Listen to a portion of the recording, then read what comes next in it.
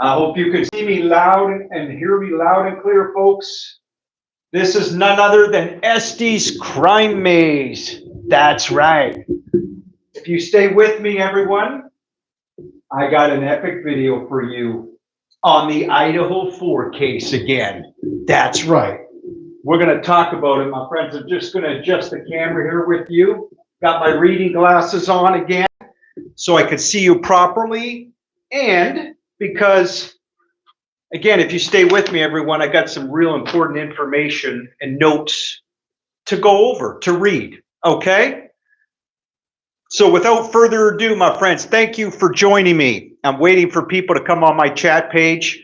Finally, I started to do some lives on my new crime channel here at ESTEY'S Crime Maze. And each time, funny it is, it's actually kind of frustrating. Every time I've done the lives, I think it's been 2 or 3 lives now, it's set on a private setting for some reason, even though I could have swore I set it for public, and I certainly did as well this time. So let's see how this goes, everyone.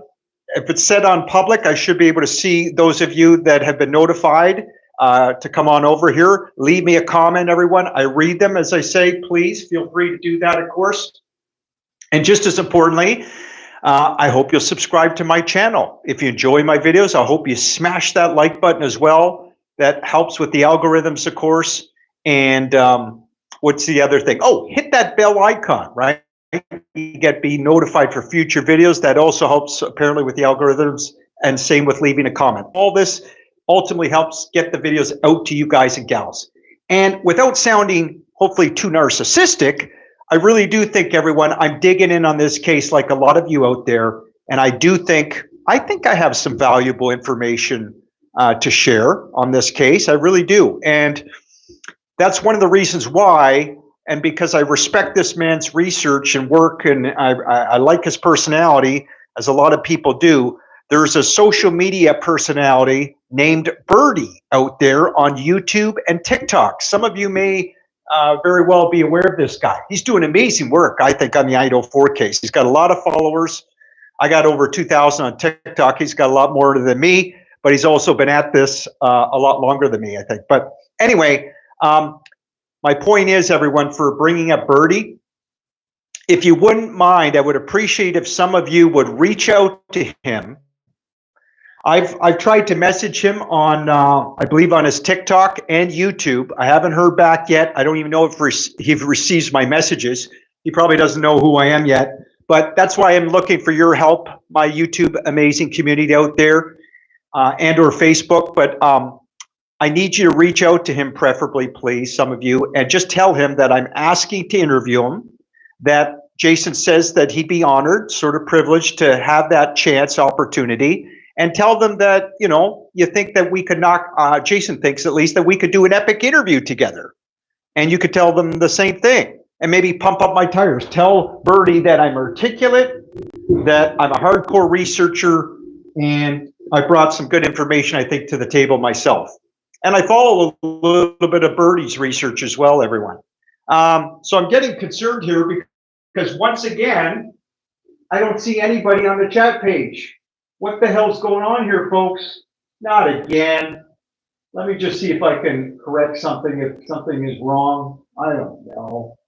I was expecting to see all of you amazing YouTube community with me on the chat. What's going on here? Anyway, we'll keep talking here, everyone. And maybe eventually you guys will appear on the chat page. So I might title this live something like Jennifer Coffindaffer, ex-FBI agent, exposed. Now, why would I even bring her up? I'll tell you in a moment, my friends. Welcome to live chat. Remember to guard your privacy. Excellent. So the live chat page is on. All right. Awesome.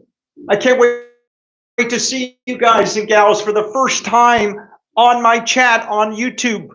And again, my friends, if you think I have value to share with humanity, I hope not only will you subscribe, smash that like button, as I said earlier, you know, thumbs up, all that good stuff, hit the bell icon, be notified for future videos. Feel free to leave me a comment, do that good stuff, everyone.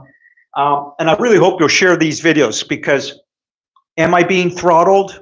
You know, I hope I'm not being CENSORSHIP, or whatever. But my first 2 lives ever that I did on YouTube, everyone, when I went to publish it, you know, going public with it, because I didn't know it was on a private setting to begin with. When I went to publish it, the videos are blurry.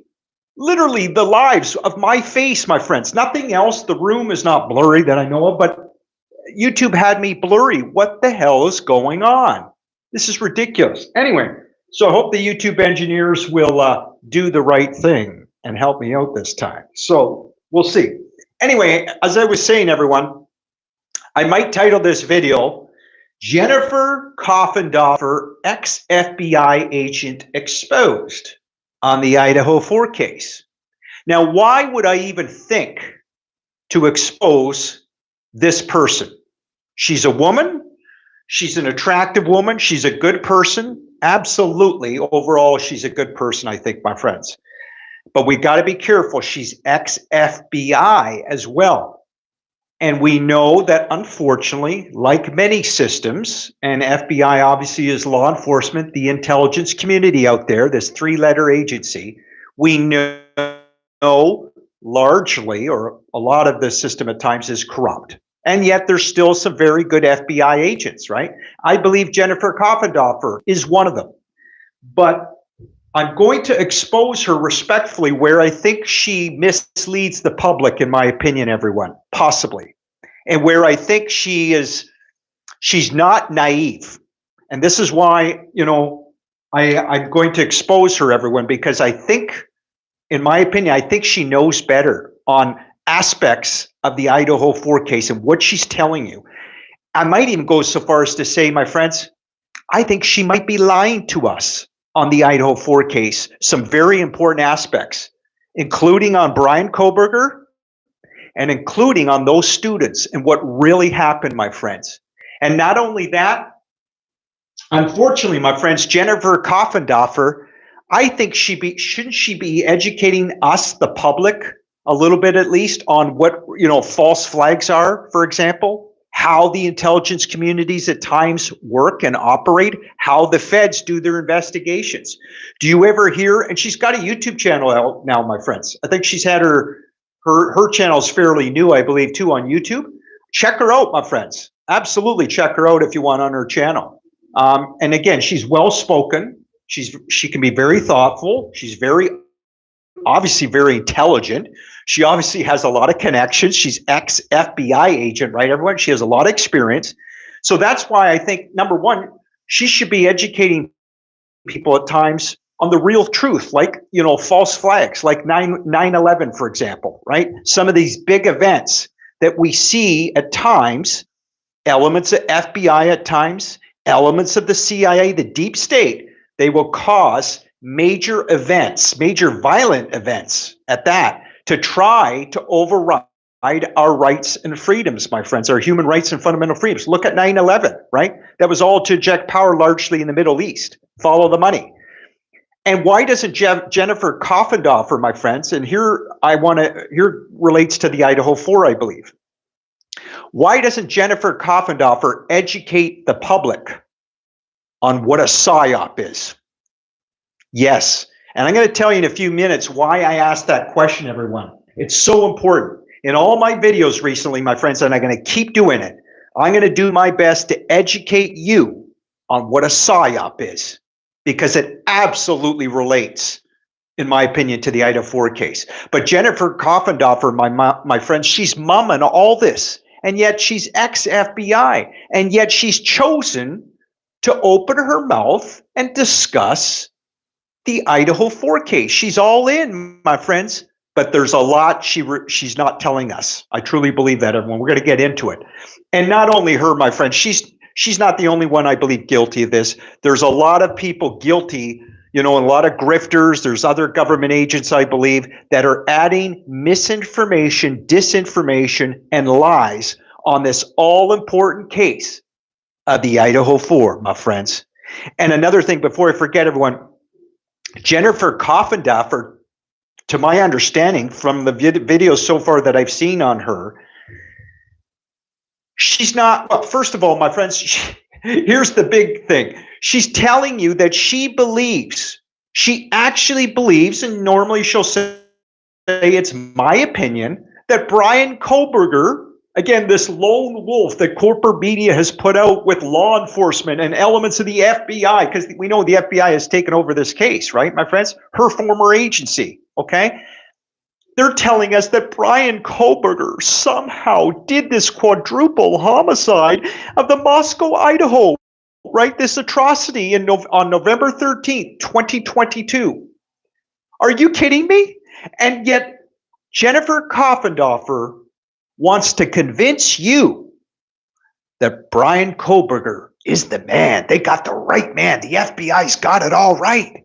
Are you kidding me? And again, everyone, I'll give credit to Jennifer Coffindaffer. She knows better, my friends. She's not naive. In my opinion, she absolutely knows that like many of us know, Brian Kohberger could not have done the crime. He's not even capable of it, let alone hardly anybody. These are healthy, by the way, healthy adults, my friends. I mean, Ethan Chapman, 6'4", come on. And we're going to get into it, my friends, that Brian Kohberger, not only did he not do the crime, when you really look at how the deep state and the FBI, again, her former agency, my friends, and the feds, if you really look at how they work and how they operate, how they do drug investigations. And again, Jennifer Coffindaffer, my friend, she's mum. She will not talk about the drug investigations, how they work. She actually tries to poo-poo the fact that the house had anything to do with drugs. She tries to poo-poo that this case has anything to do with drugs. Are you kidding me? As far as I know, my friends, she didn't even relate the IDAHO4 case to talk about the major drug bust that happened just before this case, and the major drug bust that we know happened in Washington State, right? Just after this case, about a month or two afterwards, right, everyone? Where they busted, what, 23 or 26 high members? It's almost like, I don't think she's talked about, if I'm correct, my friends, that shows you that, she feels like she can't talk about it. Or she refuses to, my friends. I mean, this is crazy. It's not right. We should be discussing this, shouldn't we, everyone? And that's the great thing about the IDAHO4 and so important of this case, my friends. It's opened our eyes to a lot of people, especially those that live in the United States, and especially in these small towns like Moscow, Idaho. It's opening people's eyes and ears, and they're learning more about the drug hubs and some of the drug operations, how the feds do some of their drug investigations, how they operate, how they conduct themselves, rightly and sometimes, wrongly, but people are being aware of it, and now they're talking about it. And this is very important, my friends, particularly, if we want to grow a culture in society to grow ethical leadership. Wouldn't you guys and gals agree? But Jennifer Coffindaffer, from what I've seen and heard of her, she doesn't discuss any of this. Are you kidding me? She wants you focused just on basically law enforcement, the CIA, FBI's narrative, my friends. Oh, Brian Kohberger. Look, Brian Kohberger, he had to do it.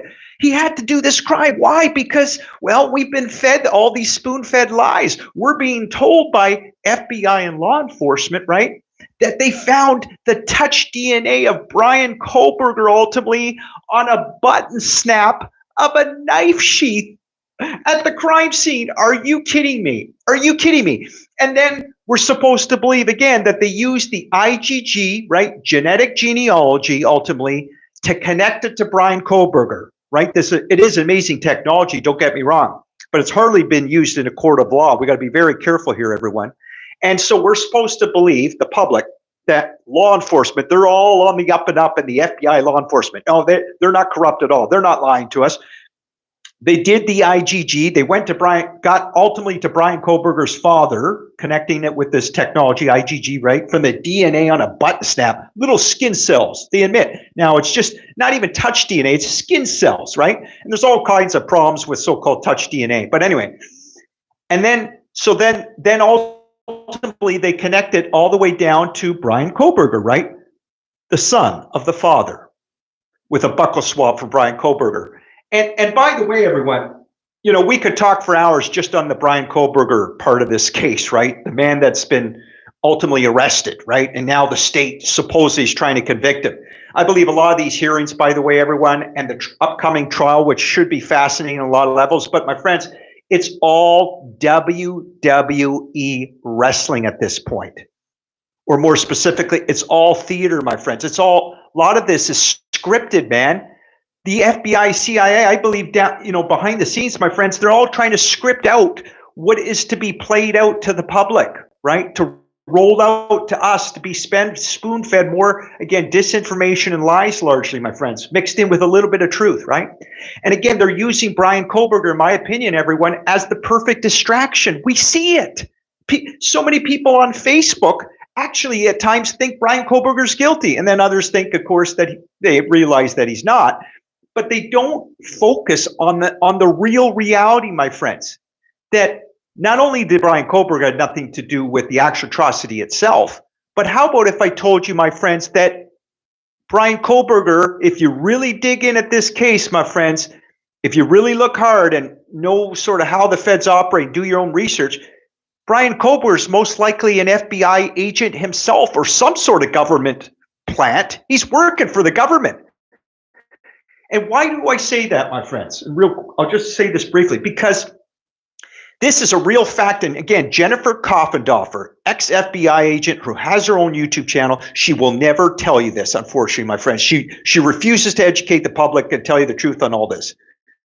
And she knows it relates to the IDAHO4, in my opinion, everyone. She absolutely knows that the deep state, her agency, FBI at times, the feds, the CIA, they will literally embed intelligent people in high academic positions at times. I mean, this is throughout history, everyone. They'll do this, and they'll groom them at times, okay?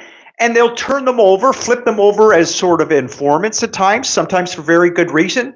They'll want these, like a Brian Kohberger. I believe he was used and groomed to sort of very possibly to expose corruption, to do some good, for the feds.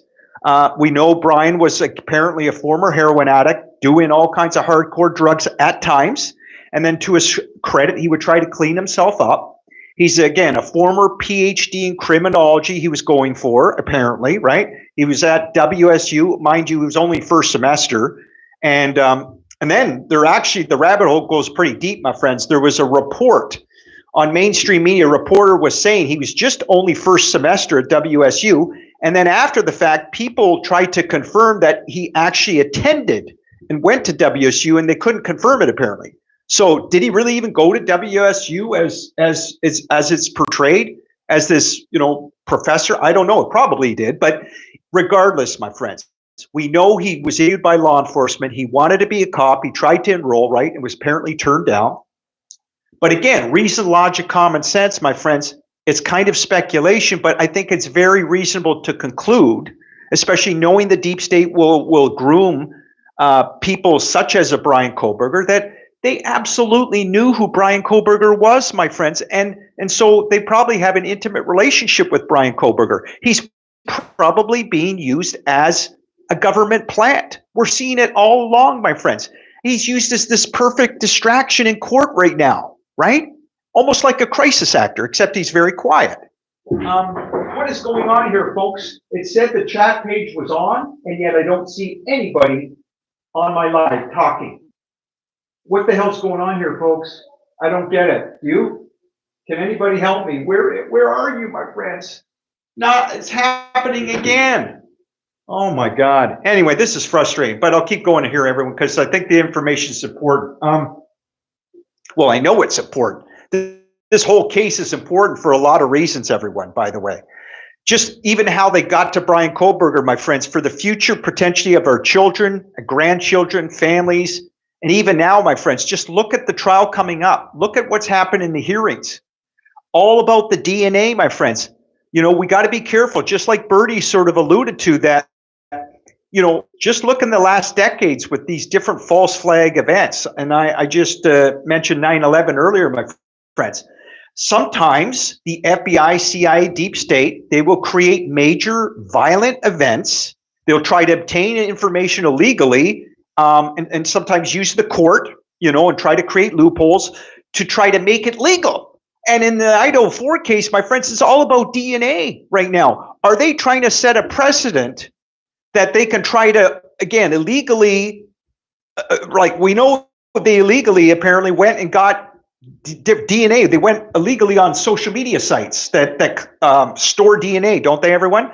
And this came out in the hearings, the FBI. And not only that, my friends, the FBI, they didn't even show their work, I don't think, on the IGG. Remember, even the defense attorney, Ann Taylor, was quite fascinating.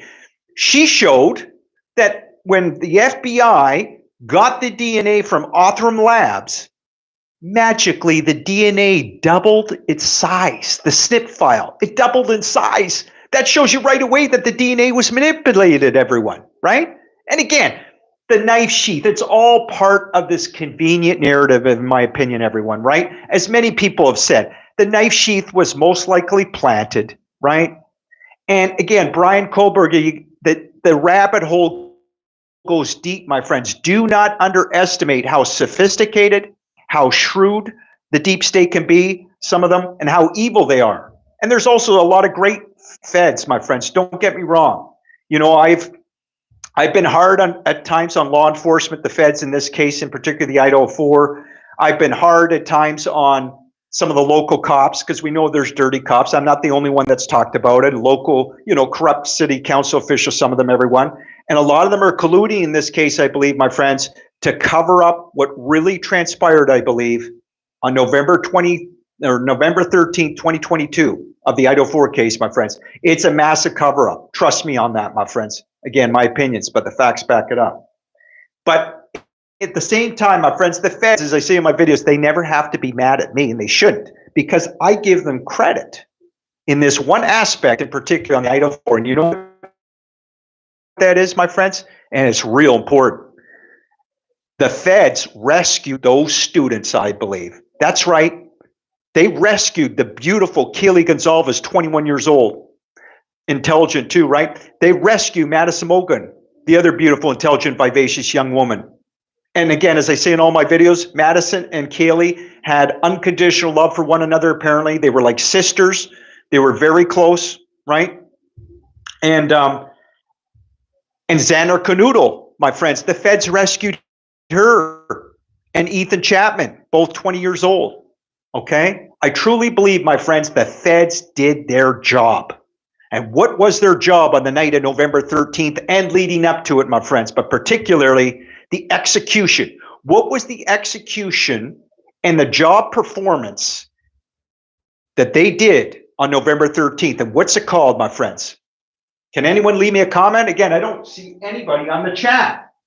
Oh my God. I set it up public, folks. Anyway, this is crazy. Well, let me answer that, my friends. The execution, what I believe the feds did that night, it's called an extraction operation. I repeat, extraction operation. It all has to do with protecting, especially if, say, an informant, a confidential informant, has had their cover blown, a valuable asset, you know, working with the feds, for example. Somebody that's working with the government or the feds, especially, you know, involved in, say, a criminal investigation, right? If the feds, again, in this case, are trying to bust cartel members or gangbangers, you know, dealing drugs or weapons, etc.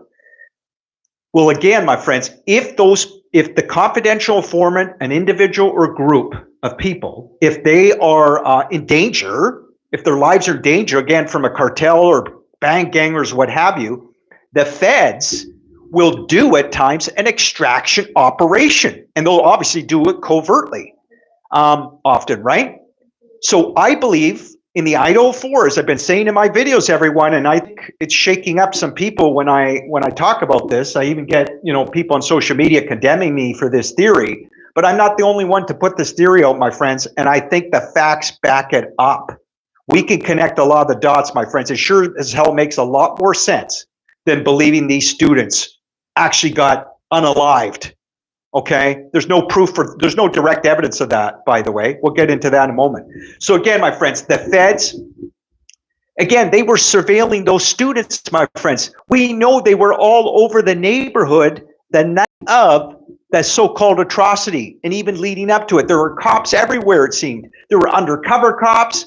There were feds. They knew, my friends, what was going to go down if they didn't act and act fast. They knew, in my opinion, that they had to extract those students that night, my friends. And yet you had 2 surviving roommates, right? And yet Dylan Morrison, if I'm correct, Kaylee Gonzalez, Madison Mogen, Ethan Chapman, Xander Canuto, they've been extracted by the feds. They were protected and they've been therefore relocated. And how do we know that this can happen, my friends, as a real reality? Well, it's called the WITSEC program, WITEC. That's a Witness Protection Federal Program, my friends, security program. Let me just read it off, the exact definition, okay? Because this is real important. And this is another aspect, my friends, that I wish Jennifer Coffindaffer would in some ways explain to the public, educating people. But you know, I sort of get it. She's ex-FBI agent. There's certain things she can't tell you. But why I'm frustrated and why I might title it Jennifer Coffindaffer Exposed, my friends, is again, Jennifer Coffindaffer, in my opinion, she shouldn't be lying to us or spoon-feeding us misinformation, disinformation on the fact that Brian Kohberger, for example, she thinks he's guilty. She knows, in my opinion, that's horseshit, my friends. She's not that naive. She knows Brian has nothing to do with the crime, based on her experience. Come on. But we'll go over some of her statements later in this video, hopefully, my friends. We'll get to it. Now, the WITSEC program stands for, it's an acronym that stands for Witness Security Program, okay, or the Federal Witness Protection Program, right there in the United States. And by the way, as I've said, my friends, all 4 students, I definitely think Kaylee Gonzalez, Madison Mogen were rescued by the feds. And I hope that the feds got there in time, and I think they did, probably to rescue Ethan Chapman and Xander Canuto as well, logically. But I'm even more secure that, or I'm more confident even that Kaylee Gonzalez, Madison Mogen were rescued, because I think Kaylee Gonzalez, in my opinion, everyone, it's speculation, I will admit that, but I think Kaylee, based on her education background a little bit, and especially her father, remember, he's got a major IT background. He's been the one parent that keeps speaking out, and I think he's been feeding us a lot of lies. I think he's very shady. I think he's a Fed. A lot of people have said it. But so I think Kaylee, my friends, she very well may have been working covertly, very secretly in a criminal investigation in some form with the feds. And therefore, my friends, somebody talked too much probably in that house, whether it be Kaylee, Madison Mogen, or even the 2 survivor roommates or Xander Canuto. And just like Jay Embry on his YouTube channel shows you too, my friends, I think it goes back as well to Xana's parents, Xana's stepmother and father. We know they dealt hardcore drugs. If you look through the court docs, they seemingly got a lot of great deals. You know, they kept getting out of jail seemingly very early. And if they were confidential informants, and if they snitched, like on the Aryan family, the Aryan Knights, as Jay Embry thinks, then you better believe, my friends, whether it be cartel members or Aryan family, Aryan Knights, they will try to get epic retribution. That is part of the motto. And they will not go after, as I say in my videos, everyone, you know, cartels, they operate this way. Same with Aryan Knights, Aryan family. They basically tell you in so many words that, sure, they'll brutalize and unalive a snitch at times, but sometimes, especially if they can't get to the snitch, unfortunately, they will go after their family members at times, my friends. And in this case, did the Aryan family, members of them or members of cartels, did they try to target, some of the students at 1122 King Road? Well, I think the answer is obviously yes, my friends. Just put out Brian Kohberger to the side for a moment. We all know those students, unfortunately, were being targeted. But please, my friends, take in this information. Keep your mind open. Look through a different lens and just think, is it possible this whole Idaho 4 case largely is a huge psyop? Again, a huge cover-up, my friends. Is it possible, and I think it's likely, I just showed you, everyone, that the feds, they were monitoring these students largely. They knew they were being targeted. How could the feds not know that Kaylee Gonzalez, Madison Mogen, Xander Canuto, Ethan Chapman, how could they not know that their lives could be in severe danger? This extraction, I believe, was largely planned, everyone. And why do I say that? Like in one of my previous videos, and I think I said it on Facebook too, everyone, remember, I had a woman, let me just tell you, a woman on social media, on Facebook, actually, she reminded me that in a news, and I knew about this, but I forgot, in an interview, remember, Kaylee Gonzalez's mother stated that her daughter, Kaylee Gonzalez, photobombed her the day before the so-called atrocity, where they disappeared and were supposed to think they were stabbed to death, or unalived, pardon me, right? YouTube likes to use the word unalived. So why do I bring that up? Well, the woman that told me that about this, she said, I have two daughters roughly the same age as Kaylee Gonzalez and Madison Moak. She said, my daughters have never photobombed me. Think about that, everybody. Is it just a coincidence that the night or the day before the social atrocity, Kaylee gave apparently all her photos or most of her photos and God knows what else, personal items to her mother, my friends? Well, if you go to the extraction operation theory, if you think it's possible that the feds extracted and protected those students, then it would make sense, right? That Kaylee, possibly knew this was coming and probably did, everyone. And again, the feds did their job, my friends, to their credit. And again, as I've said before, the students very well may be in Puerto Rico. And I say that just because we know the WITSEC program, the Witness Security Program there in the United States, they have actually WITSEC, Witness Protection Program in Costa Rica. And then what happens, everyone, is that, of course, these the people that are protected, whether it be the 4 students of, I believe, the IDAHO4 and other cases, they will live, once they're settled, they'll live low-profile lives. We will never get a digital transaction in the public, generally speaking, of these people, of the 4 students, probably ever, my friends, just like other people. And as part of that program, you will never, of course, we won't see them. The family members, even the parents will be lucky to see them again, my friends. Steve G, apparently, if you, I don't have time to explain, but apparently it looks like he very well may have had a visit with Kaylee shortly after this went down, I think, or just before it happened. I think shortly after, possibly in, I don't know if it was Costa Rica. They had a family vacation. Who knows? But I won't go there right now, my friends. But so I think the good news in all this, everyone, I think this should be celebrated. The students are not unalived. They're actually alive. Can I repeat that one more time? The students are not unalived. They are actually alive, all 4. Okay? Now, if you don't believe my extraction operation theory, my friends, again, I'm not the only one to put it out. Birdie did a great job putting that theory out as a real possibility, my friends, and showing the real program of the WITSEC program, showing you the different aliases that Kaylee Gonzalez, Madison Mogan, they seemingly had different aliases, my friends. This happens in a witness protection program if the feds are working with these people in any capacity, my friends, particularly if there's confidential informants involved, right, and living in the house, they're going to have different aliases. This happens all the time, and same with controlled opposition. Often they'll have 2 different names. If you dig real deep in this case, my friends, and you look hard at these students, and Birdie did with his researchers, it looks like they have different aliases, and maybe I'll read over a little bit of that information for Birdie on another live, my friends. Not today, okay? Oh, it says something here. Welcome to the live chat. Do you mean to say Puerto Rico, not Costa Rica? Jay Wick is on here. Yes, finally, I got somebody on my live. I'm super excited. Thank you, Jay Wick.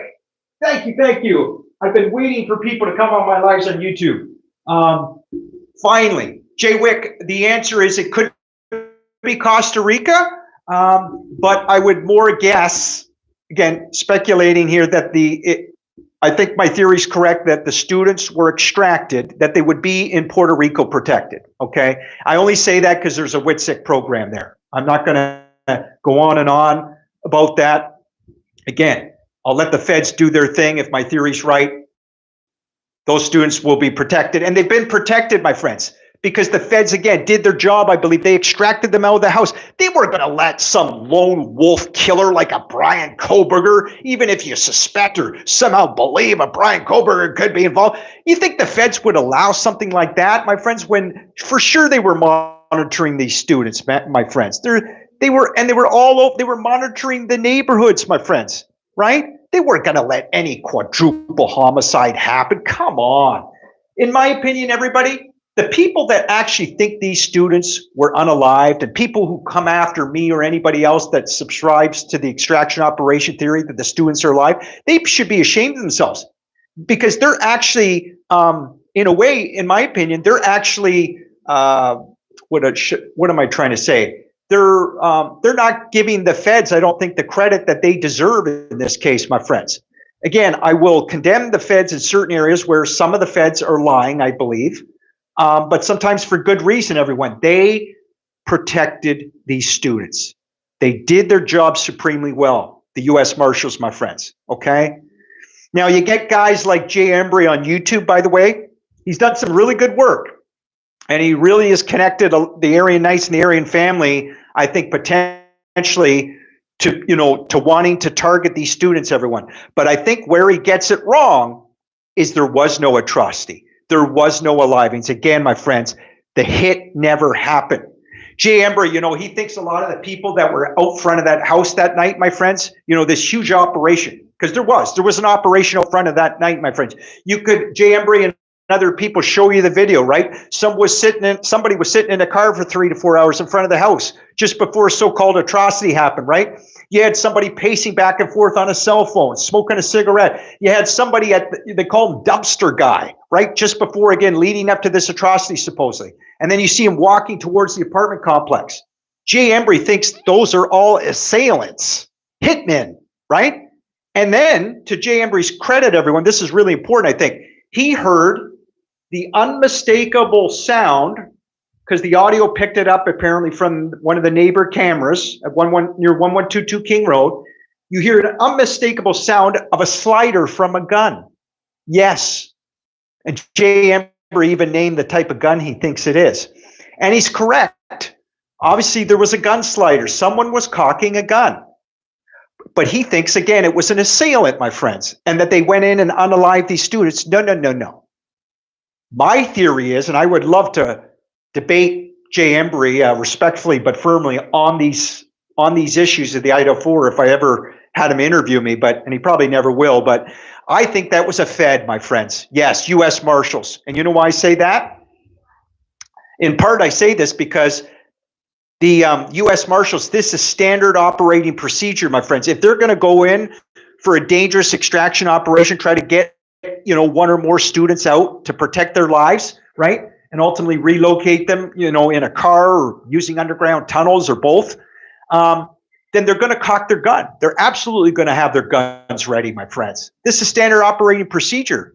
An assailant, you could say an assailant might do the same thing, but I'm not sure why you would bring a knife and do stabbings unless you think the gun's going to be too loud. But here's the thing, my friends.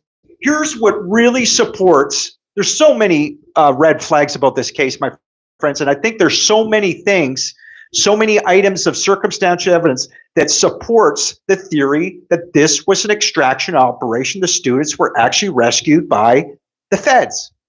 Here's one of them.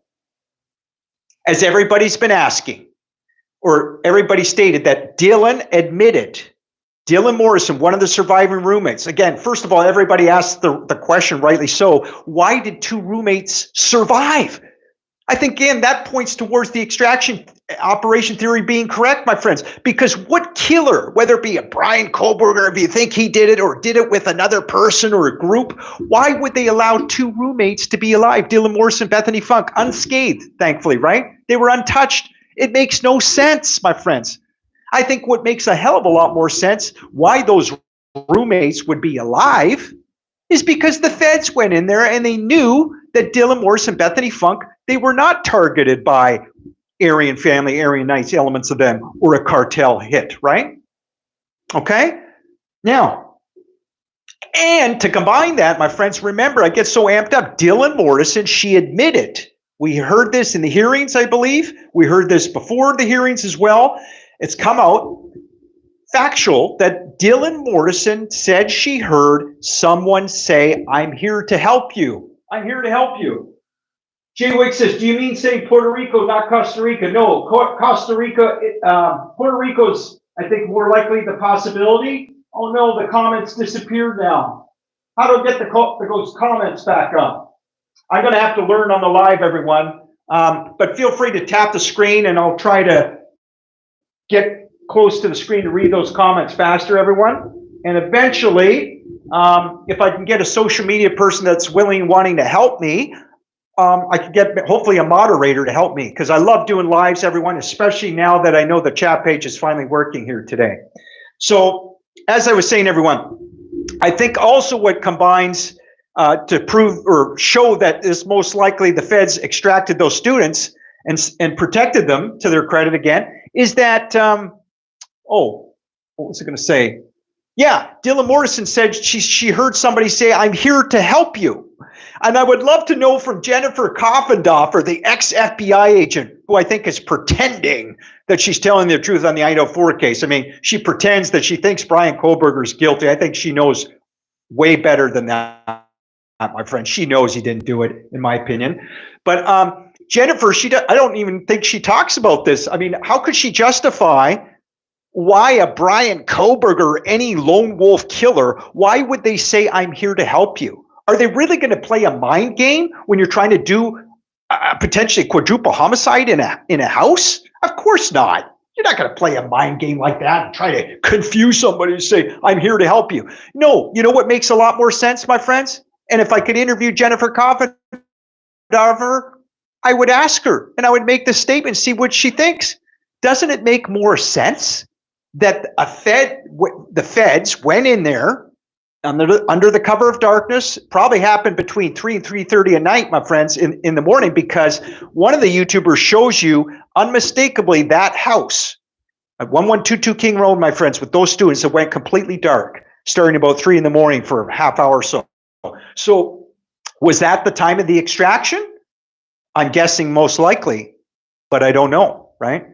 So again, my friends, Jennifer Coffindaffer, I bet she doesn't really address the fact that it would be more likely a Fed that would have said, "I am here to help you." You'll never hear that from Jennifer Coffindaffer. I'd love to interview and I'd ask her, don't you think, Jennifer, it makes more sense that if an extraction operation happened, obviously a Fed's going to say, "I'm here to help you," right, everyone? The students, the ones that may not have known that they were going to be extracted that night, that they didn't know their lives were in danger, they would have been scared to death. So obviously a Fed is going to say, "I'm here to help you."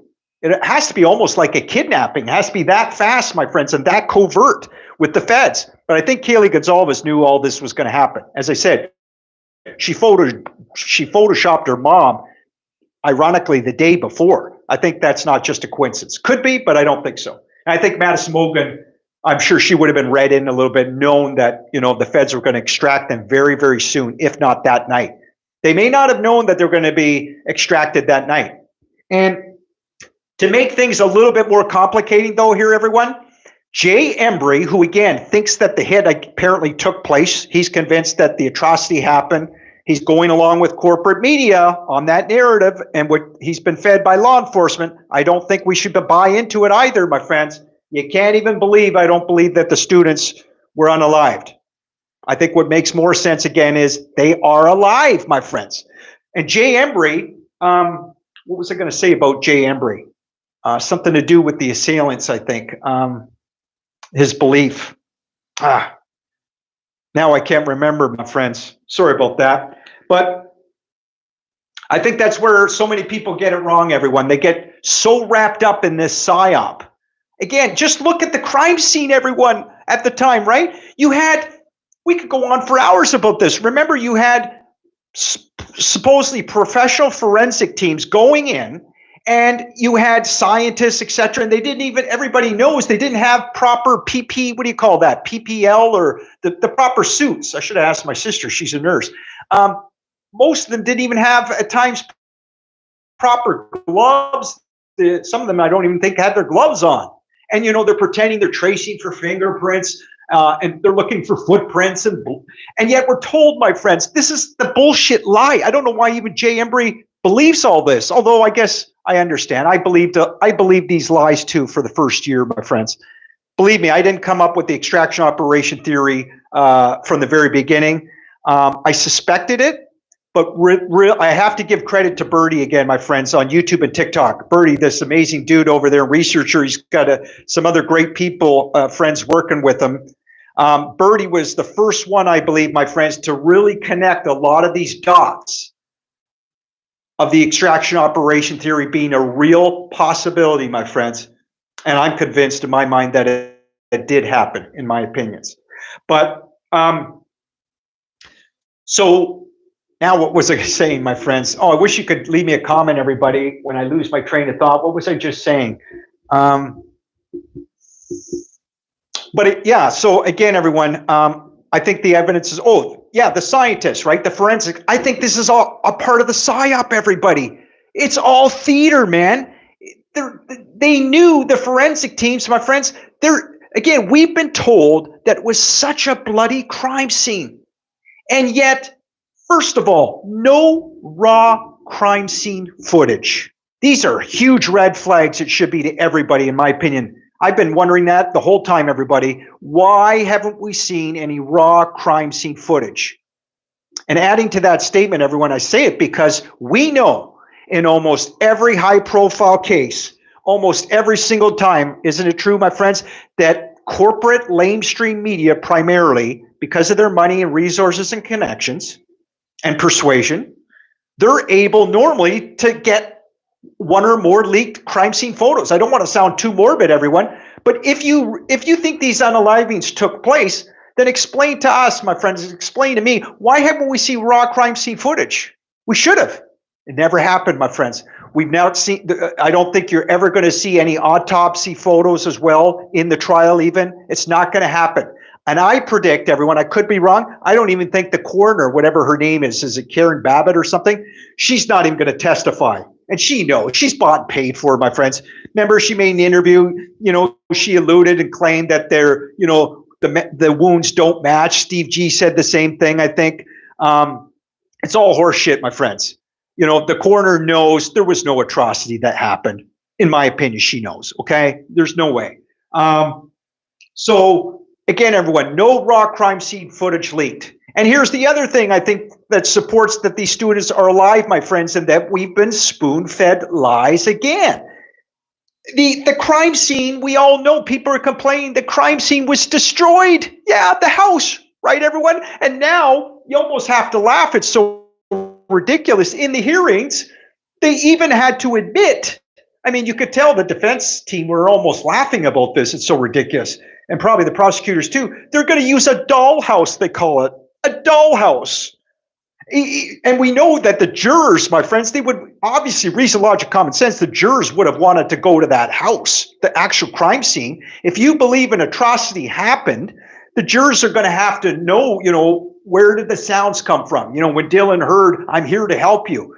Could she have heard that? How clearly could she hear those words? Where was she? Where were the students exactly placed possibly? Where were their bodies, etc.? I mean, the list goes on. You'd want to be at that crime scene for yourself and decipher, sounds, audio, visual. But of course, that's not going to happen, my friends. Why? Because the university establishment with law enforcement, they decided to take that house down. Law enforcement gave them the okay. We know the owner of the house, of the rental property, renting it out, he apparently gave that house to the university, my friends. Yeah, the university got it for free, apparently. So again, my friends, this cover-up, it shows you, in my opinions, a lot of people know it, it starts with the university establishment. It goes, working with law enforcement, elements of them in Moscow, Idaho, my friends, and the FBI. Oh, we got a comment. Jay Embry make I'm sure he's looking into it. He needs some kind of proof. And I forget the comment right above, everyone. It disappeared so quickly. Thank you for that, everyone. I'll have to read that comment again, especially after I publish this video. Thank you for that. Yeah, Jay Embry, he's kind of a rock star, I think, with the IDAHO4 case. Now, some people will, rightly or wrongly, they'll say they think he's more of an entertainer. And, nobody's perfect. They've caught him apparently in some discrepancies or inaccurate information on a few issues. But, we all make mistakes. I may make mistakes in the IDAHO4 too. But I'm telling you, everyone, I don't think I'm mistaken when I show you there is more circumstantial evidence. And knowing how the feds work and operate at times in these operations, my friends, and knowing that circumstantially these students, well, we all know they were targeted in some way. There is more circumstantial evidence to point towards that, you know, and logically these students are actually alive and relocated on their WITSEC protection program. And again, my friends, this is great news. And I don't think this should be condemned, this theory at all, my friends. This is what we need to look at if we really want to get to the truth of the IDAHO4, my friends. And the rest is just a big psyop. Again, even with the tape around the so-called crime scene, right? The forensics, without proper equipment, by the way, huge red flags. No raw crime scene footage, my friends, right? And again, how could one lone wolf even take out 4 healthy students with a knife? It's ridiculous. And again, we know Brian Kohberger has no motive, right? He has no identifiable connection to the victims, the family, the residents, or even the community, as I say in all my videos, everyone. That's a fact, right? And part of the convenient narrative, the guy, he's from out of state. He's from Washington State, right?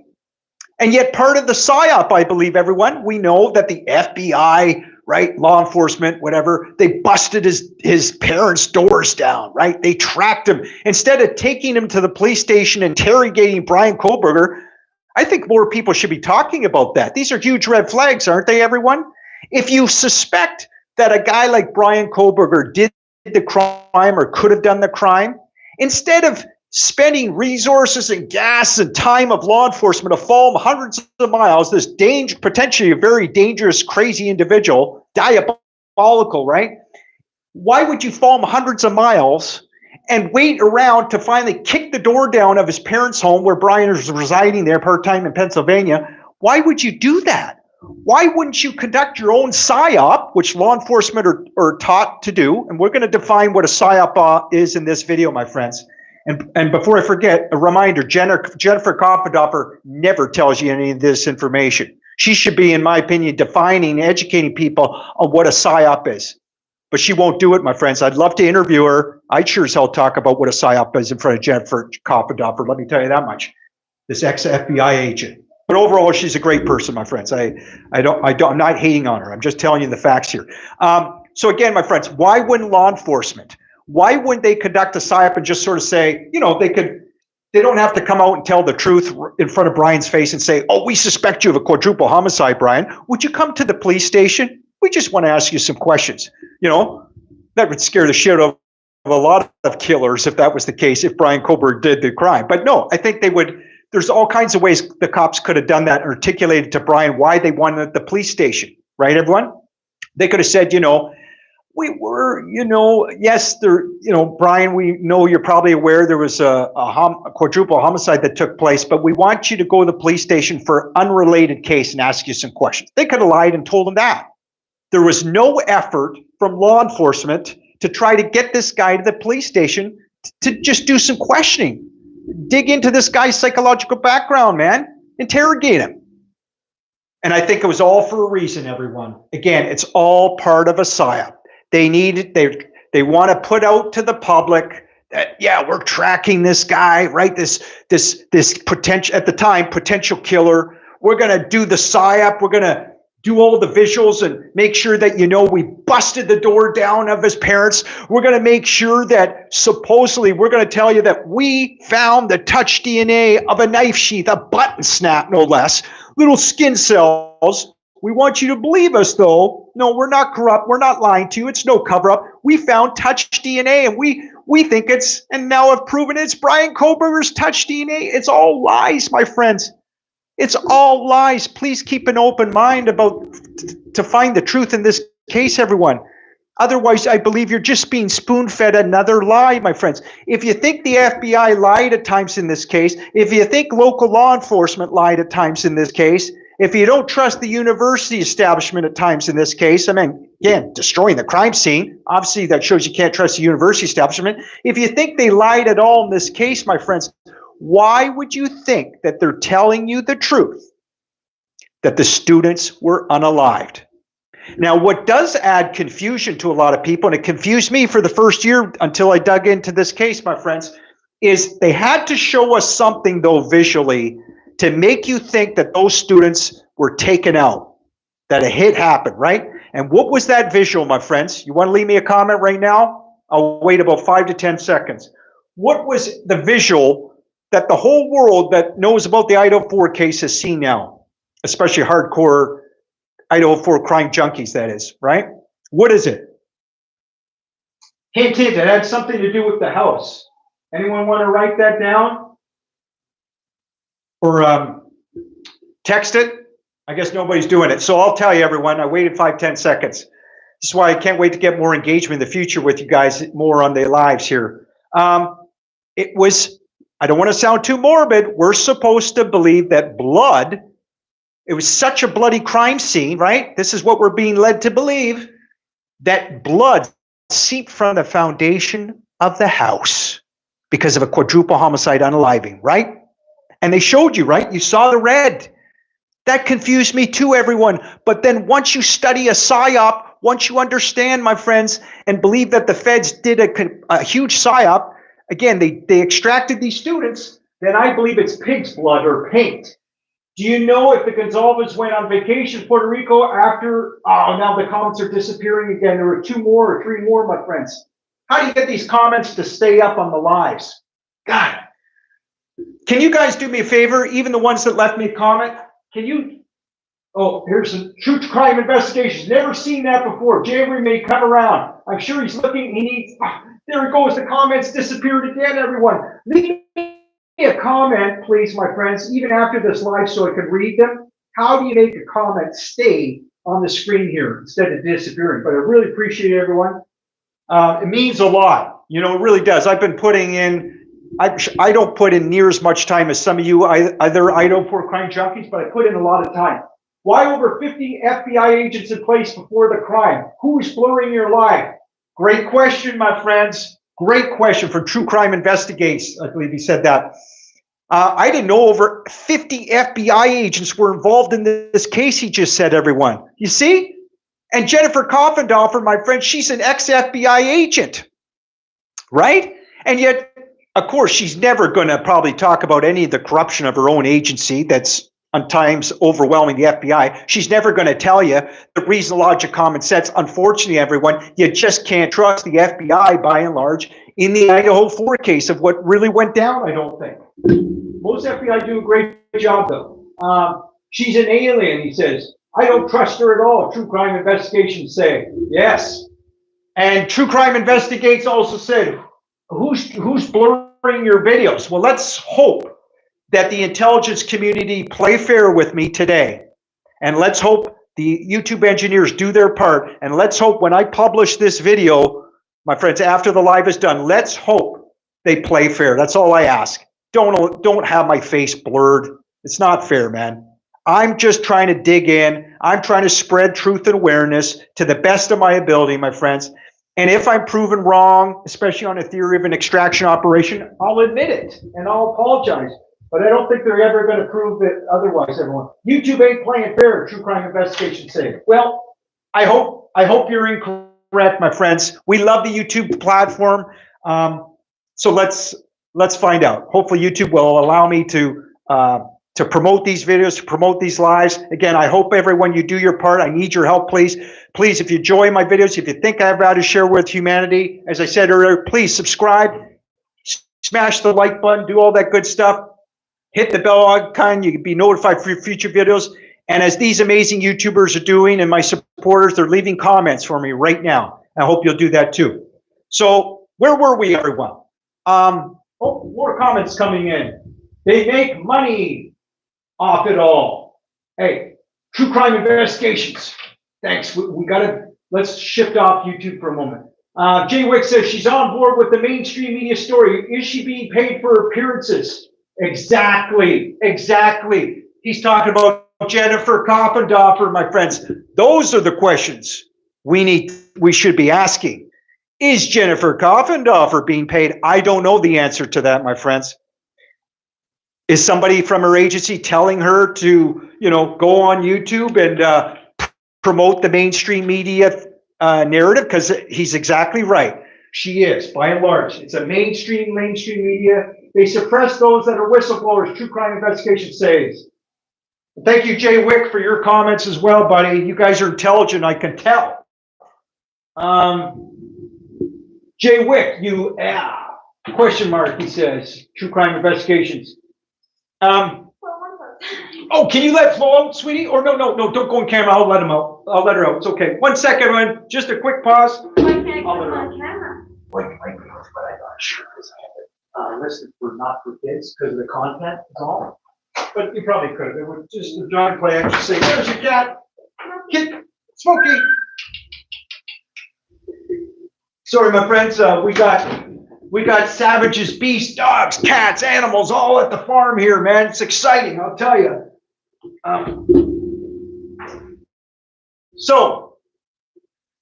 Yeah, Jennifer Coffindaffer, my friends, in my opinion, she's following totally with mainstream media. She's not going to tell you the truth, RG, on this case. It's just the way it is. She's part of the YouTube and crew. These are great comments coming in here, folks. And respectfully, you know, if Jennifer Coffindaffer, if she probably will, she doesn't know who I am. She probably never watched my videos, but if she did, I would ask her respectfully, Jennifer, I would like to interview you, and I'll go at it respectful. You know, I won't go real hard on you, but I'll ask you some questions. And one of them would be, how about define us what a PSYOP is, Jennifer? And if you're not going to do it, I'll do it with you today in front of you. But I think for that, believe it or not, my friends, that very question of asking her what a PSYOP is, she doesn't want to dare come on alive and explain to the public, unfortunately, what a PSYOP really is and how it could be related, especially to the IDAHO4 case, my friends. No, she won't do that, nor will a lot of guilters, my friends. She's not the only one. And again, Jennifer overall is a good person, really a great person. She's probably done amazing work for the FBI. She's probably served her country very well in most aspects, my friends. But the IDAHO4, I got some questions for her. So does Jay Wick, apparently, and others, my friends. We got some questions for Jennifer Coffindaffer, plain and simple. And again, it's all about truth, my friends. Truth and transparency, isn't it? And unfortunately, I don't think Jennifer is being real truthful and transparent at times on the IDAHO4. That's my opinion, and I would like to ask her some questions to clarify some things up. And one of those, as I said earlier, my friends, it's a PSYOP. What is a PSYOP? Right? Well, as I said in my videos, everyone, and I'm going to keep defining a PSYOP when it comes to the IDAHO4 case, my friends, because it's so important. If you keep an open mind, my friends, and if you research what an extraction operation is, right? If you research what the WITSEC program is, Witness Security Program there in the United States, if you do a little bit of research, how the feds work, how the deep state work, again, how they'll embed sometimes intelligent people in these academic positions, they'll groom them, right? In this case, they'll put, I believe, a Brian Kohberger out, make him out as the patsy. They probably made deals with Brian saying, Brian, we're going to arrest you. You're going to be famous. And not only that, we'll make you look like a hero, buddy. You'll serve a year or two in jail or what have you, but we'll get you healthy. You'll be off drugs. We'll treat you good. You're not going to rot in a cell. Nobody's going to know any different. And you know what? You're going to look like a hero in all this. We'll get you released.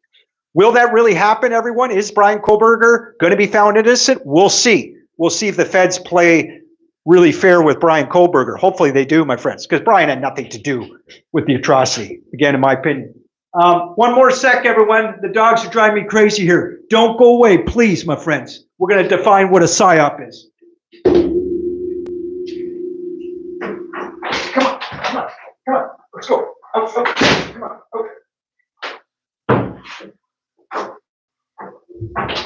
So here we go, everyone. Thank you for that. Sorry about the pause. Here we go. A PSYOP, there's three different types, okay? You've got tactical, operational, and strategic, okay? And I believe this was, the operation itself, you could say, was a strategic operational PSYOP, my friends. Yes, just like a lot of the drug investigations that have been going on in Moscow, Idaho, and elsewhere, like Eugene, Oregon, all these drug investigations. Largely it starts off as a strategic PSYOP, my friends. And then it turns into an operational PSYOP at times, especially when they do the arresting. But here's what a PSYOP really is, my friends. First of all, it's known by different names and terms, right? You may have heard hearts and minds, right? Many of us have heard of propaganda, of course, right? That's a type of PSYOP, you could say. And what's the other word? I always forget. Anyway, so a PSYOP is any... Oh, guys, comments again. That would be a great question for Jay Wick says. Thank you. Thank you very much. True Crime Investigations, U.S. Army, he puts. Excellent. Thank you.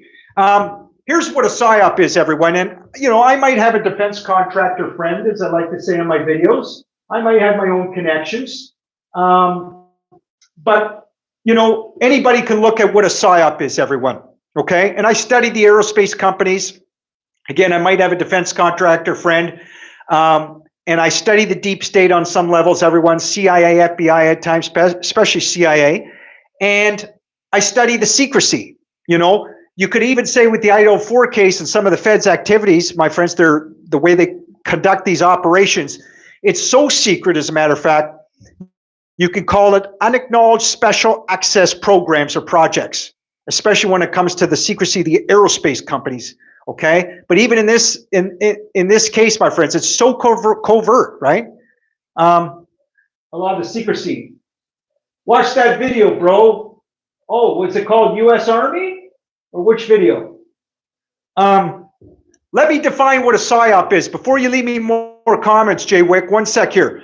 A PSYOP is any activity that's practiced mainly by psychological methods. Think of the IDAHO4 case, please, everyone. Oh, here we go. More comments. Wow. This is why they call this program. Exactly. Exactly. Now, let me define what a PSYOP is, guys. Hold on. It's any activity that's practiced mainly by psychological methods with the aim of elucidating or evoking a planned psychological reaction in another person. Another way of saying what a PSYOP is, it's when you influence, taking selected information indicators to an audience. Again, think of corporate media, my friends. Even think of how Steve G conducts himself and what he said largely about this case, in my opinion. It's when you take selected information indicators to an audience. And think of Jennifer Coffindaffer, my friends, sometimes, I believe.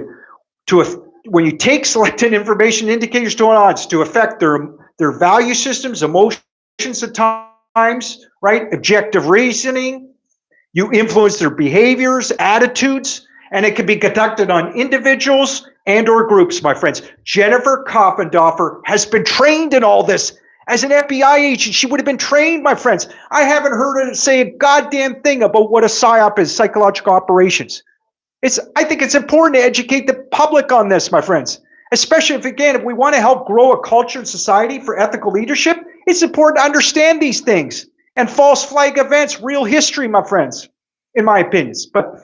So that's what a PSYOP is, everyone. Also, again, part of that influencing behavior and attitudes, it's obviously very important for the originator's objective. Who is the originator, I believe, of the PSYOP of the IDAHO4, my friends? Who's the originator?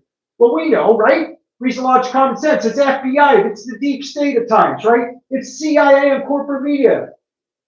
Follow the money, True Crime Investigation says. Exactly.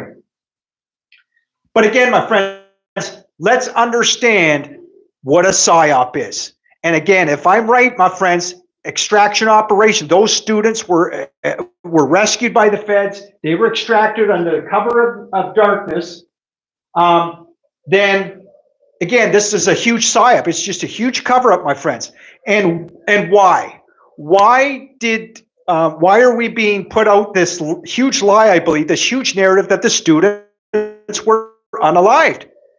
Because, in part, members of the feds, a very small group, they're trying to convince most likely either cartel members or the Aryan family, some of the people that had it out for one or more of the students, probably all four, they're trying to convince them, I guess, that they're dead, right?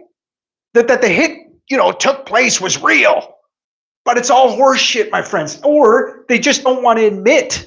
The feds, unfortunately, don't want to own up to the fact that actually they did a great thing here, that they protected the students. I think it goes more than that. The feds normally would like to get their credit where credit is due. But I really give credit to the feds, my friends. Again, the great news is they did their job. Elements of the FBI, the U.S. Marshals, they did their job, my friends. They got those students out of there, I believe, in my opinion. Were the four victims the four runners? That's possible. That's very possible.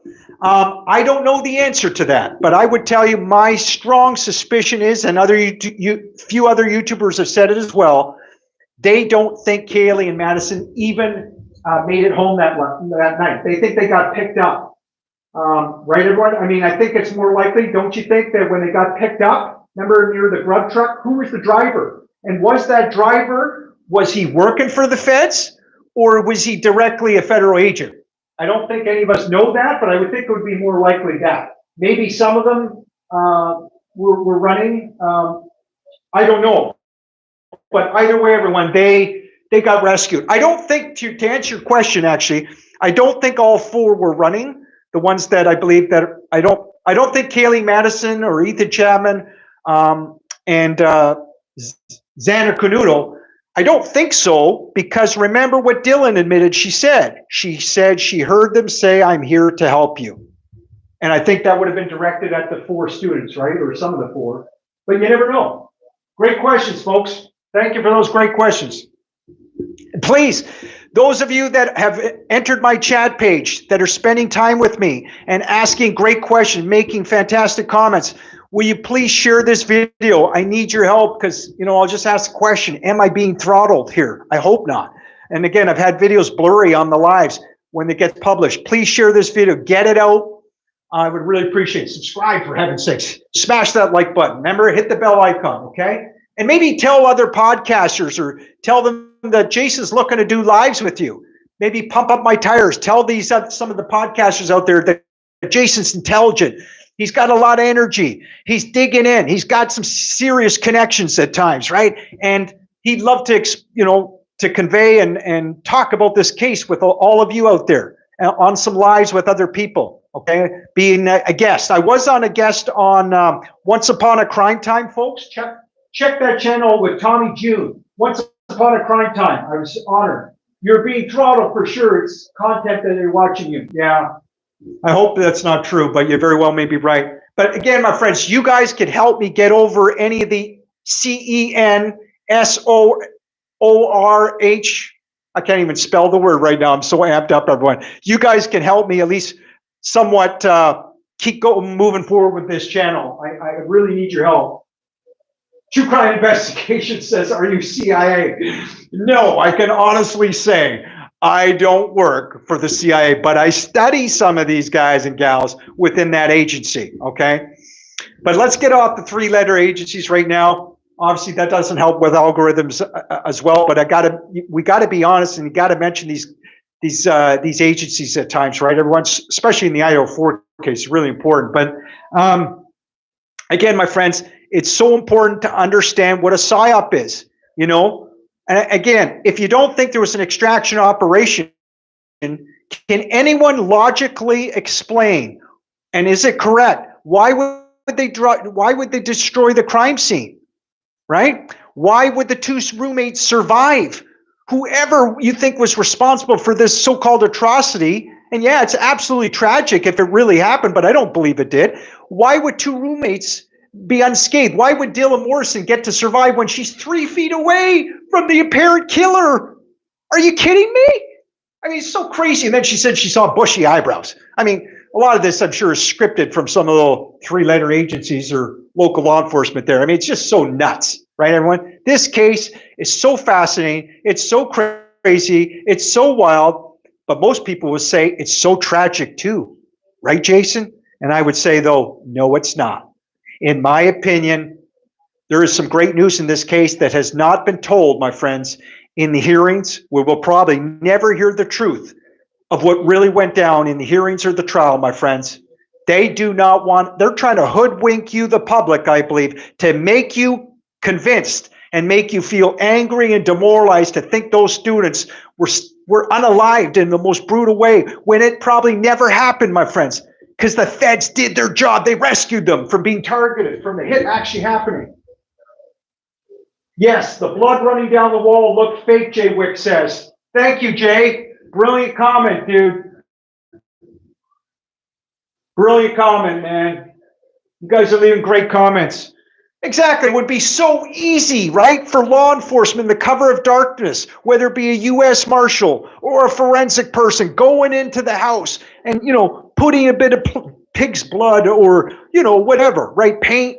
But they needed something. That's the only visual that we've ever really got, my friends, that shows you possibly that these students were on the line. And yet here's the thing that brings it home, my friends. When you have an extraction operation, you know, and a WITSEC program's involved and you relocate, you know, people, whether it be a confidential informant that's had their cover blown, a valuable asset, a government official, what have you. When it happens, you're right, you're never going to have an open casket ceremony, my friends. That's a fact.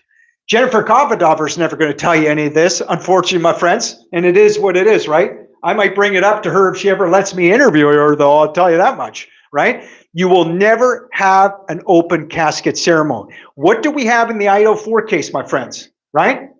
Was Kaylee Gonzalez, Madison Mogan, Xander Canoodle, did they have open casket ceremonies? You know the answer, no. What about Ethan Chapman? Did he have a big open casket ceremony, my friends? No. But they had to add some misinformation, disinformation, right? In this case, the feds, at least they thought they did. You know what they told you? They claimed that Ethan Chapman's family had a private funeral for him. But again, no open casket ceremony to the public, my friends. And that's what happens in extraction operations. If the government, the deep state or FBI, call them what you will, if they fake the death, obviously you're not going to have an open casket ceremony, right, everyone? Okay? And again, don't underestimate how sophisticated, shrewd, and intelligent some of these groups are in the feds. I give them credit. Oh, the comment just disappeared. So again, everyone, I don't think these are coincidences that, again, you didn't have an open casket ceremony. But again, you had a lot of people believing. They had the beautiful ceremony. It was a celebration of life for the students. It was very touching, great stories. It was wonderful to learn more about these students, right? And the people, especially that were friends with them, that loved these students. You know, people residing in Moscow, Idaho, they got to feel that love and be able to express their emotions. That was wonderful. But my friends, I believe it was under the premise, unfortunately, of a huge lie and cover-up for the simple fact that these students actually got rescued in the darkness by the feds and they're relocated. That's all I'm trying to say in this video, my friends, okay? And I'm not trying to defame anybody, even Jennifer Coffindaffer, certainly I'm not trying to defame her. I'd love to interview her. I wish she would just tell more of the truth, in my opinion, on the IDAHO4 case. I wish she would educate people more on certain very, very important, important factual information that could actually help us in society. Like, again, telling us what a PSYOP is and even maybe relating it to the IDAHO4 case, or I would do it for her in her interview. How about telling us about, you know, how some of the federal drug investigations actually operate? Or maybe I understand if she can't and doesn't want to explain that. You know, a lot of this does have to become, you know, be secret. But, you know, again, everybody, I would ask her questions like, Jennifer, are you telling me, do you really, really want us to believe in the public that you actually believe that Brian Kohberger did this atrocity? Why, Jennifer? Tell us why. And you know what her explanation was, my friends, recently? I think some of you may know, she just came on the Drunk Turkey Show. What was it, yesterday, I believe? It was with my buddy Daniel. I've been on the Drunk Turkey Show once. Had nothing to do with the IDAHO4, though. This was several months ago. We actually discussed UFOs. That's my expertise, UFOs. And but Daniel, he's a great guy overall, my friends. He's an ex-cop, right? And but unfortunately, my friends, Daniel, I think he gets it all wrong, largely in the IDAHO4. He gives some great analysis at times. He can be very articulate. He's an intelligent young man. But I've told him over and over again, Daniel, or I've emailed him, this is an extraction operation, dude. The students are alive. And here's why you can know that. Or at least in my opinion, right? But Daniel won't go there, my friends, apparently. He won't look at it through that lens. He's so dialed in with blinders on, seemingly, about that it's Brian Kohberger. He's just following law enforcement's narrative like so many other people, unfortunately, naively do, right, everyone? And elements of, again, FBI, I mean, in my opinion. But I want to read you Jennifer Coffindaffer's statement, everyone, on the Drunk Turkey Show. Because I think it's important, again, where she's coming from and what she's conveying out there. And we got to be careful. She says, this is her exact quotes, I believe, everyone. I wrote it down. Hopefully I can read my own writing before we go.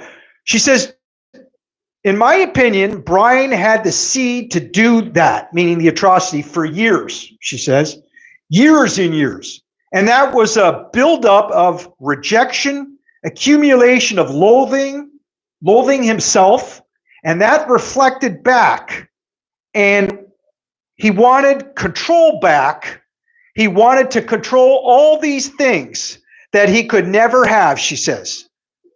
She goes on and she says, and she thinks that before he was named a subject, which was a long time ago, I think she said, and even before that, she says, I think he was an incel person. I'm sure you've heard a lot of mainstream media or people that support mainstream media narrative.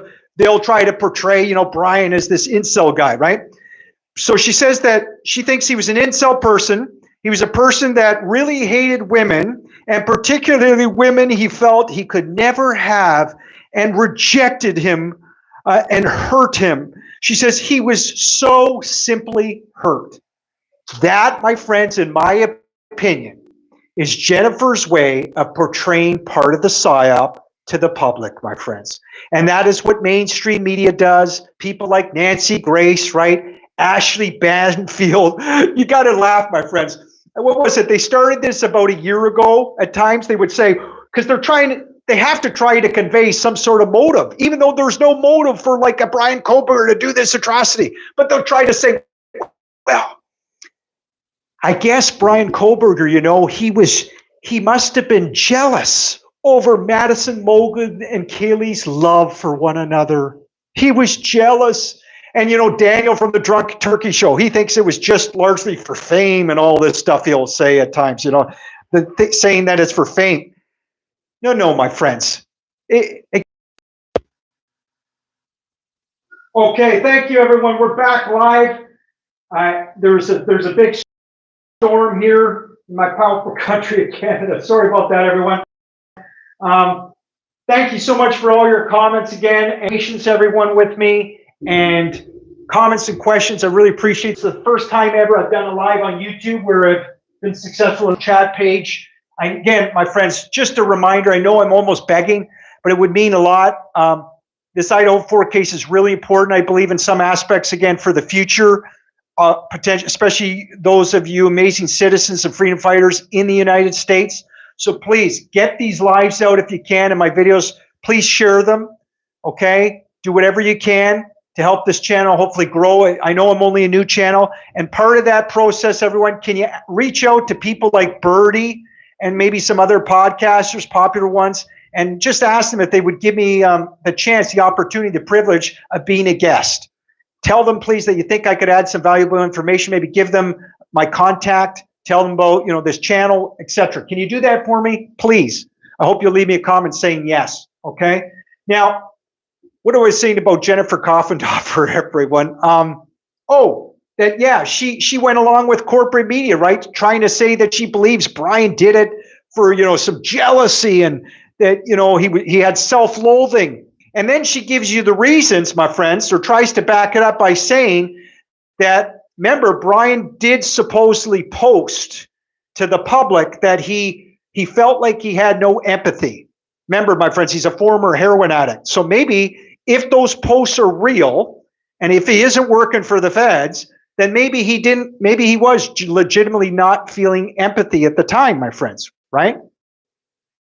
But that doesn't mean he's a killer. It has nothing to do with the IDAHO4, in my opinion, everyone, right? Again, Brian, though, my friends, I think he was working for the feds. And he's agreed to be used as a patsy, my friends, okay?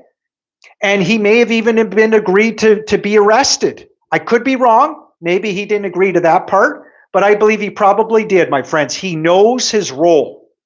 He absolutely knows, in my opinion, most likely, that he's going to be used and is for the distraction.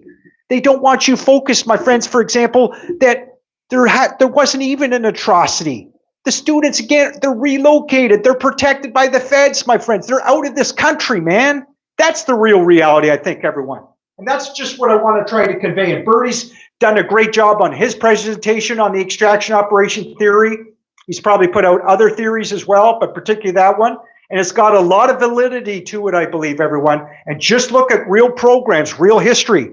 The WITSEC program. Look no further, my friends. Do your own research, please, okay? WITEC, baby. The Witness Security Program, or Federal Witness Protection Program. That's what it stands for, okay? That's a real thing. And by the way, I'm sure they have a lot of massive infrastructure for WITSEC programs in the United States, right? To protect confidential informants. And I think people are being naive. If you don't think the IDAHO4 has to do with confidential informants and they're cover blown, then I think you're being naive. If you don't think the feds were surveilling those students for good reason, to protect them in part, I think you're being naive. If you don't think that one of the 4 students, maybe even the surviving roommates, if you don't think any of them were possibly confidential informants working, legitimately in a criminal investigation, but very covert with the feds, I think you're being naive, especially if you don't at least entertain that possibility, my friends. And if you just think, if you're absolutely convinced by corporate media, what you've been told, and by Steve G, the father, if you're convinced that these students were really taken out, I think you're being naive. I was naive for the longest time, my friends, but do your own research. Keep an open mind. And I think, my friends, you just might change your mind, those of you that think those students were unalived, okay? You might, okay? So, and again, my friends, no raw crime scene footage of the crime scene. The crime scene's been destroyed. Huge red flags. You got 2 surviving roommates. And yet you still believe, we still are supposed to believe those students, actually the hit took place, whether it be a Brian Kohberger or somebody else? I don't think so. I don't think so. And by the way, the 911 call, remember everyone? Everybody was wondering, many people, I should say, they were wondering, well, why didn't the students like Dylan or Bethany, why didn't any of them mention blood at the crime scene? Isn't that peculiar, my friends, right? And many people think that law enforcement, you could sort of tell that the crying apparently from the women was fake. They were probably being told, by the elements of FBI or feds, you're going to make this 911 call. Here's how to try to act. You got to be all emotional. And most women apparently can tell that it's fake crying. So take it for what it is, everyone. And again, it was very peculiar. They didn't mention blood or a terrible smell at the crime scene. Again, my friends, if all 4 are unalived, if it's this brutal, bloody crime scene like we've been told over and over again, then certainly you would think the students, the surviving roommates, whoever's making a 911 call, you would think they'd mentioned the blood, right, everyone? Or the smell. I mean, come on. But none of that happened, everyone, because I believe, reason, logic, common sense, there was no blood at the crime scene, my friends. The students have disappeared. We the public, will never hear from them again. They are protected. They're out of this country. The feds did their job. I'm telling you, my friends, I truly believe that. And I got to give credit to Bertie on that theory again. He put me on to that. And I'm sure a lot of other people listen to his information, help to hop on to this theory. It is the theory. This is circumstantial evidence, I believe, my friends, that points towards this quite possibly being, again, an extraction operation. In my mind, I'm convinced of it, but these are my opinions, my friends. I do think a lot of the facts can back that up. We just got to look at it. Don't buy into this emotional psyop. Again, my friends, the CIA, through curated mainstream, lamestream media, you see it, my friends, you feel it. They're trying to get you all emotionally charged. Oh no, the students were unalived and now they put out the Brian Kohberger did it. It's all emotionally charged psyop, in my opinion, everyone. It's psychological operations 101, baby. Don't buy into it. Let's search for the real truth in this case, my friends, because it hasn't been told. It's up to us to tell it, my friends, right? We're not going to hear the real truth of what really transpired, I don't think, through the hearings or the trial. We haven't heard the truth in the hearings yet. You're not going to hear in the trial. And by the way, Ann Taylor, the defense team, my friends, I'm sure she's a great lady overall. Her whole defense team, they're very smart ladies. They're really good at what they do. But again, everyone, Ann Taylor, she wants to just keep her job. She's scripted. She's never going to tell you the real truth on this case, I don't believe. She's certainly not going to tell you that these students were likely extracted in the WITSEC program right now. She will not tell you these students were protected. She will not tell you that mainstream media, law enforcement, the feds, they're lying about that as well, about what really took place. She'll expose other lies, but she won't tell you the biggest lie from them, my friends, that the students, they actually were not unalived. They are alive. And it's unfortunate, my friends, you're never going to hear the truth from Ann Taylor, I don't think, on that part. You know, it is what it is. So it's up to us, my friends, the public, right? Let's share this information. Again, the IDAHO4, my friends, it's fascinating. It's wild. It's crazy. It's way more wilder and crazier than the Delphi case, I think, right? Hopefully you agree. But both the Delphi case, don't get me wrong, that was very, very tragic. What happened to those girls should never happen to anyone. And that was a real reality, my friends. But the IDAHO4, I'm telling you, we don't have to believe law enforcement, the feds on this one, and corporate media that they were unalived, because there's been no proof. Again, my friends, there is no proof that those students that were actually taken out. There's a lot of proof that they were targeted, if you really look at the case, but there was no proof, my friends, so far that they actually were taken out. The ceremony is all part of the PSYOP. You know, people legitimately believed it happened, but there's no evidence that it happened, everyone. I truly believe that. And you can't trust Steve G. As Bertie said, my friends, he kind of laughed at himself. He said, Bertie's a Fed, or he said he looks like a Fed, and he started laughing. And he acts like a Fed. And I believe he's right, everyone. Steve G's most likely a Fed. He most likely signed a non-disclosure, at least with the FBI, to release a certain amount of information for part of this PSYOP, to convince you that, the atrocity happened. He goes on and on in interviews that they didn't have to go to the third floor. He didn't have to go to the second or was the third floor to get his daughter in Madison, for example, right, everyone? It's all horse shit. He knows his daughter's alive, in my opinion, my friends. And this is why I get so amped up. Steve G, I give credit. He looked like he was an amazing father to Kaylee, even though apparently he unfortunately has one daughter that wants nothing to do with her own father. So, there's some questions there about Steve G. But in terms of Kaylee, I think he was a great father to her. So my heart goes out in that way, because you will rarely probably ever see her ever again, even though she's probably protected under witness protection program, as I keep saying, my friends. But Steve G, I believe, is lying to you, my friends. He knows what he's doing. And here he is receiving, hundreds of thousands of dollars potentially from the public? Has he received, $50,000, $100,000? I think he's even asking for money. And many people who still believe that Kaylee actually was unalived by Brian Kohberger or somebody else and all the rest of the students, they still say, and I think they're right. They get mad at Steve G saying, you should be making all this money on the back of your daughter's death. But what if Kaylee's alive, everyone? That behavior is even more abhorrent, isn't it? And disgusting. He knows better, everyone. He's already got 2 homes, by the way. He's made a shitload of money. He knows how to shuffle money around. And is he involved in a crypto scam? I don't know. Was Kaylee involved possibly in a crypto scam and maybe shuffling money with her father? Because the father, they both knew a lot about money. I don't know. But I think overall, Kaylee was a great person overall, my friends. We all make certain mistakes. We all have certain flaws in our personality. But I think it's clear all 4 students were beautiful, intelligent, good people, vivacious. Again, they had their whole lives ahead of them. But the good news is, again, I think, my friends, they are living their lives. We just will never see or hear about it largely, my friends, the public. They were rescued. They are alive. I hope I made my point clear. These are my opinions, but I think the facts back it up. Thank you for all your amazing comments, everyone.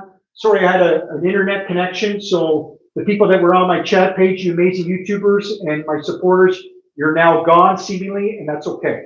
You probably wondered where I went. So thanks, everyone. I hope you share this video. Get it out, please. I am ESTEY'S Crime Maze. My first name's Jason, and you can find me on Facebook. I'll try to link that in the description if I can. I'm not good with social media. I think I got a learning disability when it comes to these things, but I'll do my best. And I'm on TikTok. You could find me on TikTok, my friends, at Jason Truth Authority. Got over 2,000 followers. And I want to take that channel to the next level as well. I'm on Facebook. I got two accounts there. And of course, right here on YouTube, my friends, at ESTEY'S Crime Maze. And again, I may be being throttled. I hope not. So I need your help, please, everyone, to get these videos out. I want to grow this channel. I've only at about 73 or 78 subscribers or something. So anyway, thanks, everyone, for your time. I really, really appreciate it. And have a beautiful morning, afternoon, or evening, wherever you are. Again, I hope you subscribe. Smash the like button. give me the thumbs up. Hit the bell icon to be notified for future videos. Leave me a comment. It all helps with the algorithms. And I read your comments. And let's keep talking about the IDAHO4, the real truth. And eventually we'll do hopefully other crime cases as well. Thanks, everyone. Gotta go. Bye. Now I gotta figure out how to end this live properly. See you.